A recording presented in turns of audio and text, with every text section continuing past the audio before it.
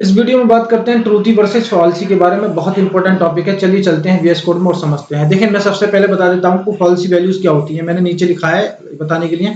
Falsies values होती हैं आपकी फॉल्स, जीरो, एम्प्टी, नल, अनडिफाइंड, नन। ये सब फॉल्सी है। ठीक है। तो फॉल्सी में क्या होता है, अगर मान लीजिए आपने इफ के अंदर फॉल्सी वैल्यू दी है तो वो इस कोड को एग्जीक्यूट नहीं करता। जो एल्स के अंदर जो स्टेटमेंट होता है उसको एग्जीक्यूट करता है। तो पहले हम मान लीजिए फॉल्स दे रहे हैं, तो यानी कि फॉल्सी वैल्यू दे रहे हैं, तो फॉल्स दे रहे हैं तो ये क्या करेगा, एल्स वाले को एग्जीक्यूट करेगा। तो क्या आएगा आपका फॉल्सी। फिर जीरो दे रहे हैं क्योंकि ये फॉल्सी है, तो ये फॉल्स हो जाएगा। फिर सेकंड लाइन जो है आपकी एल्स में उसको एग्जीक्यूट करेगा। फिर आपका थर्ड वैल्यू आपकी हेलो है, तो हेलो क्या, ट्रू थी है, तो ट्रू थी मतलब ट्रू। जब ट्रू होता है तो आपकी पहली लाइन यानी कि जो इसके अंदर जो वैल्यू स्टेटमेंट है वो एग्जीक्यूट हो जाएगा। फिर चौथी चौथी देखते हैं, चौथी क्या है, ये भी आपका ट्रू थी है, तो ट्रू थी यहाँ पे जाएगा। ट्रू होगा तो फिर पहली लाइन जो आपकी एग्जीक्यूट हो जाएगी, ट्रू थी।